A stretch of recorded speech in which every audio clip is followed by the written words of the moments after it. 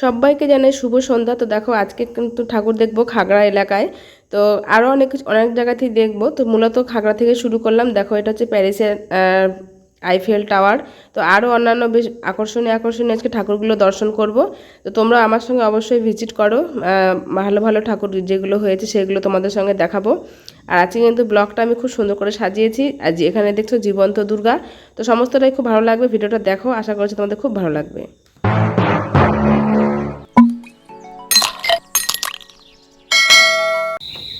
তো বন্ধুরা সবাইকে অনেক অনেক শুভেচ্ছা জানাই, শুভ নবমী।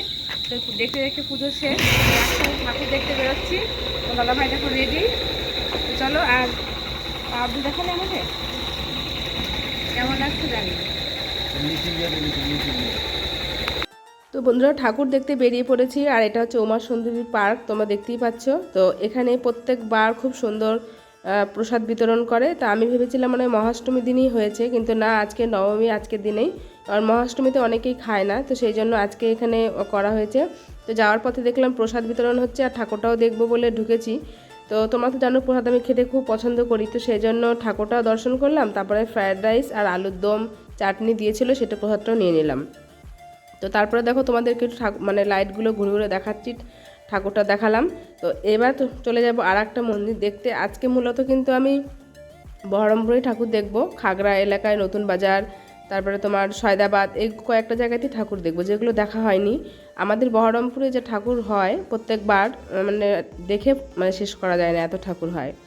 অলিতে গলিতে শুধু ঠাকুর আর ঠাকুর। তো এখানে দেখো চলে এসেছি আজকে আমি। তো এটা হচ্ছে প্যারিসের আইফেল টাওয়ার করেছে, এত সুন্দর লাইটের মানে কারুকার্য, তোমরা না দেখলে বন্ধুরা বিশ্বাস করবে না। আমার তো ভীষণ ভালো লেগেছে, আশা করছি তোমরা যারা দেখেছো তোমাদেরও খুব ভালো লেগেছে। তো এটা দিনের বেলা কিন্তু আসলে ভালো লাগবে না, একমাত্র সন্ধ্যাবেলায় আসলে এটা ভালো লাগবে। তো সেই জন্য আজকে আর সকালবেলায় ঠাকুর দেখতে বেরোয়নি, সন্ধ্যার সময় ঠাকুর দেখতে বেরোলাম। তো দেখো কি সুন্দর লাইটের আর বেশ মিউজিক দিয়ে একটা আলাদাই একটা পরিবেশ সৃষ্টি হয়েছিল। তো সত্যি খুব ভালো লেগেছিল দেখতে। আর দেখো প্রচুর লাইট, প্রচুর, কত লাইট বন্ধুরা। তো এটা কিন্তু এখন মানে সব কিছুই আমাদের সম্ভব হচ্ছে। অনেক দূর দূরের যে ঠাকুরগুলো সেগুলো কিন্তু আমরা মানে মন্দির যে থিমগুলো সেইগুলো এখন বাইরেকার দেশ থেকে আর যেতে হচ্ছে না, আমরা আমাদের বহরমপুরে দেখতে পাচ্ছি। তো দেখো এবার আর একটা ঠাকুর দেখতে চলে এসেছি। এখানটা দেখো থিমটা দেখে বুঝতে পারছো একদম নতুনত্ব, অন্যরকম করেছে। তো আমার তো এটা খুব ভালো লেগেছে। এটা হচ্ছে দেখো এটা দেখছি, দেখো তোমাদেরকে দেখাচ্ছি জায়গাটা কোথায়, নতুন বাজার মিলন সংঘ। তো নতুন বাজারেও কিন্তু অনেক কটা পরপর ঠাকুর হয়েছে, বেশ সুন্দর। আর এখানে ঠাকুরটার যে মানে থিমটা, এই থিমটাও কিন্তু আমার খুব ভালো লেগেছে। আমি আবার একটু হাত দিয়ে দেখছিলাম যে এগুলো শোলা দিয়ে করা না কি দিয়ে করা, তো দেখছি না, কাঠের উপরেই কারুকার্য করা। তো ভেতরে ঢুকে তো আরও অবাক, ভেতরে দেখো কি মানে বিশাল বড় হাতি। তো এখানে অনেকেই সেলফি তুলছিল, অনেকেই মানে সেরকম আমিও একটু ছবি তুলে নিলাম। তারপরে দেখো আরও তোমাদেরকে ঘুরে ঘুরে দেখাচ্ছি জায়গাটা। তো প্রচুর হাতি দিয়ে করেছে, এই জায়গাটায় বাচ্চাদের খুব ভালো লাগবে।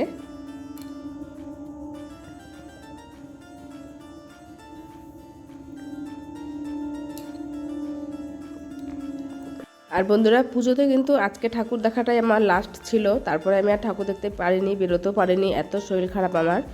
আর এবার তো আমাদের পুজো হবে না, এই জন্য কোনো পুজোই আমি মানে অষ্টমী পুজো হবে না, কিছুই হবে না, তো সেই জন্য সেগুলো কিছুই করতে পারিনি। আর দশমীতেও ঠাকুর দর্শন করতে যাইনি, কারণ শরীর ভীষণ খারাপ ছিল। তার উপরে হচ্ছে তোমার আবার আমাদের তো এবার কিছু হবে না। তো সেই জন্য বন্ধুরা আমার এবার দশমী যে সিঁদুর খেলা সেই ভিডিওটা তোমরা দেখতে পাবে না, সেটাও আমার মানে এবার আমি করতে পারিনি শরীর খারাপের জন্য, আবার তো হবে না সেই জন্য। তো এখানে এত সুন্দর মানে ঠাকুরটা করেছে, আমার তো ভীষণ ভালো লেগেছে। তারপর দেখো চলে এসছে এটা ভৈরবতলা। তো বন্ধুরা এখানে করেছে জীবন্ত দুর্গার একটা একটা শো হয়েছে এখানটায়, কিছুই না, শুধু দুর্গা, লক্ষ্মী, সরস্বতী সবাই সেজে বসেছিল। আর এমনি কোনো পাঠ হচ্ছিল না, মানে শুধু এরা মানে বসেছিল আর কি, সেটাই জীবন্ত দুর্গা। আর ওদিকে হয়েছে মেন যে দুর্গা ঠাকুরের যে মন্দিরটা, সেটা হচ্ছে তোমার শিবের অনেক কটা দ্বাদশ যে রূপ, সেই দ্বাদশ রূপটা এখানে তুলে ধরা হয়েছে। তো বাইরে থেকে দেখতেই পাচ্ছ শিবের বিভিন্ন যে এক একটা যে এক মানে সময় যে ছবি সেটাই দিয়ে তারপর নাম দিয়ে করা হয়েছে। তো এবার দেখো ভিতরে এসেছি, ভিতরে এসে তোমাদেরকে দেখাচ্ছি শিবের কোন জায়গাটায় কি। তো এই জায়গাটায় দেখো শিবের আর একটা রূপ, এটা তোমার হচ্ছে কেদারনাথ বদ্রীনাথ যেগুলো শিবের জায়গা সেই জিনিসগুলো এখানে তুলে ধরা হয়েছে। যেমন এটা হচ্ছে বদ্রীনাথ, সেই মন্দিরটার আর বাবার লিঙ্গটা। এটা বিশ্বনাথ, আমরা গেছিলাম বিশ্বনাথ তোমার হচ্ছে ওই এটা নাগেশ্বর। আমরা যখন গেলাম বেনারসে সেখানে আমরা বিশ্বনাথের ওখানটায় বাবার দর্শন করে এসেছি। তো সত্যি সেই জায়গাটাও যে এত সুন্দর, বাবার যে কয়টা মানে জায়গায় আমরা এখন অবধি দর্শন করেছি প্রত্যেকটা জায়গায় খুব সুন্দর। আসলে মন্দির মানেই খুব পবিত্র, সেখানে গেলে মনও খুব পবিত্র হয়ে যায় আর কি। তো যাই হোক, এটা হচ্ছে বক্রেশ্বর। প্রত্যেকটা মানে এক একটা জায়গায় যে বাবার যে লিঙ্গ আছে মানে মন্দির আছে সেই জায়গাগুলোই এখানে সব মানে তুলে ধরা হয়েছে। তো সত্যিই সব কিছু দিয়ে মানে খুব ভালো হয়েছে জায়গাটা দেখতে। আর যে কোনো মন্দির বলো, যে কোনো তীর্থস্থান সবারই যেতে ইচ্ছা করে সবারই।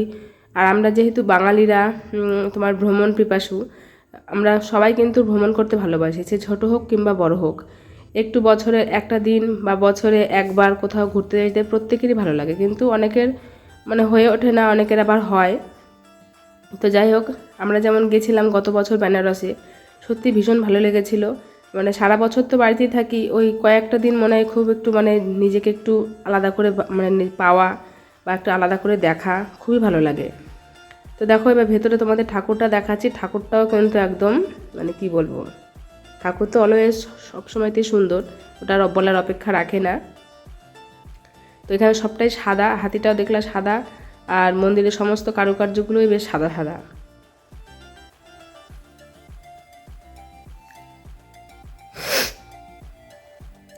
তো আগে থেকে বন্ধুরা শরীরটা একটু ভালো হয়েছে, তবুও সম্পূর্ণ যে সুস্থ সেটা বলা চলে না, একটু ভালো হয়েছে আর কি। প্রচণ্ড গলা ব্যথা, কিছুই হয়নি, অথচ শরীরটা যে এত খারাপ হলো বুঝতে পারলাম না, কারণ তেমন ঠান্ডাও খাইনি, শুধু একদিন একটু কোল্ড ড্রিঙ্কস খেয়েছিলাম। আর হচ্ছে তোমার বৃষ্টি তো ভিজিনি, কিছু করিনি, অথচ এত যে শরীর খারাপ হয়ে গেল মানে ভাবতে পারিনি। তো তোমরা এইসব জায়গায় দেখেছো কিনা আমাকে কমেন্টে জানিও। এবার উপর থেকে তোমাদের নিচটা দেখাচ্ছি যে কত সুন্দর দেখো। আর এখন কিন্তু বন্ধুরা ফোনের যুগ, প্রত্যেককেই আগে মানে মন্দিরে ঢুকলেই সেলফি ভিডিও এটাই সবাই করছে প্রত্যেকেই। আর এখন তো প্রত্যেকটা মণ্ডপেই সেলফি জোন করে রাখছে, সেখানে ইচ্ছে মতো সেলফি তোলা যাচ্ছে। এটাও কিন্তু এবার নতুনত্ব দেখলাম, এর আগে কিন্তু এই জিনিসটা দেখিনি। প্রত্যেকটা প্যান্ডেলেই দেখছি আলাদা করে সেলফি তোলার জন্য একটা মানে ছবি ফুল টুল দিয়ে সুন্দর করে সাজিয়ে রেখেছে, যাতে সেখানে সবাই ছবি তুলতে পারে। আর এখানে দেখো একটু সাঁওতালি ডান্স হচ্ছিল। মন্দির থেকে বেরিয়ে দেখছি কি রাস্তাতে এরকম সবাই নৃত্য করতে করতে যাচ্ছে। তো এটাও খুব ভালো লাগে, ওরা এই পুজোর সময়তেই আসে, তো খুব সুন্দর লাগে, আমার তো ভীষণ ভালো লাগে। আর যে পালক টালক দিয়ে সাজে না, খুব ভালো লাগে আমার দেখতে। তো এদেরকে অন্য সময় কিন্তু দেখা যায় না, একমাত্র এই আমাদের দুর্গাপুজোতেই দেখা যায়। দেখো সবাই কি সুন্দর মাথায় সব সেজেছে। তো এবার চলে যাব আমাদের গঙ্গার ধারে জেলখানায় ঠাকুরটা দেখতে, ওখানটা নাকি শুনলাম খুব ভালো হয়েছে। তো এসে দেখছি সত্যি বন্ধুরা একদম মনমুগ্ধ যে এত সুন্দর হয়েছে। দেখো এখানে থিমটা কি বলো তো, এখানে থিমটা হচ্ছে জল অপচয় করা যাবে না, জল অপচয় করা বন্ধ, যে বিষ্ণু উষ্ণায়নের জন্য বরফ গলছে সেটাই এখানে তুলে ধরা হয়েছে। তো খুব সুন্দর, এটা একটা শিক্ষামূলক জিনিস, আর বাচ্চাদের তো ভীষণ ভালো লাগবে। তার কারণ হচ্ছে ভেতরে যখন এন্ট্রি নিচ্ছিলাম তার পাশেই ছিল তোমার ভূতের একটা মানে করেছে লাইটিং, তো ওইটা দেখে প্রত্যেকটা বাচ্চারই খুব আকর্ষণ করছিল, আর সবাই খুব মানে আনন্দ পাচ্ছিল। আর ভেতরে দেখো মূর্তিটা বন্ধুরা একটা অন্যরকম, এখানকার ঠাকুরের মূর্তিটা যে বন্ধুরা কি ভালো লাগছে কি বলবো, শুধু মনে হচ্ছে দাঁড়িয়ে থেকে দেখি। আর চারদিকের পরিবেশটা যে এত সুন্দর, এত ভালো লাগছে, সত্যি মানে খুব ভালো লাগছে। আমার তো মনে হয় যে কটা প্যান্ডেল দেখলাম তার মধ্যে এটা একটা অন্যতম প্যান্ডেল, মানে এর ভাবনা চিন্তাটাও অন্যরকম, যে জল আমরা সত্যি প্রচণ্ড অপচয় করি আমরা জল, আমরা কিন্তু জলের মর্মটা এখনও বুঝি না। স্নান করি তো 1 ঘন্টা থেকে স্নান করি, জল পড়ছেই। তো সত্যি আমরা নিজেরাই, আমি নিজেই বলছি আমিও জল অপচয় করি, তো সেটি অবশ্যই মানে সেটা করা উচিত নয়।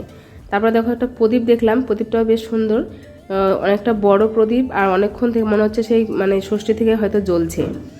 আর তারপরে দেখো তোমার দাদাভাই বললো একটু চলো দেখবা ভিতরে জেলখানাটা, কারণ আমাদের সচরাচর দেখবা জেলখানায় আমাদের আসা হয় না, আমরা সবাই জানি নিশ্চয়ই কোনো ক্রাইম করলে জেলখানাতে আসে, তাছাড়া তো আসা হয় না।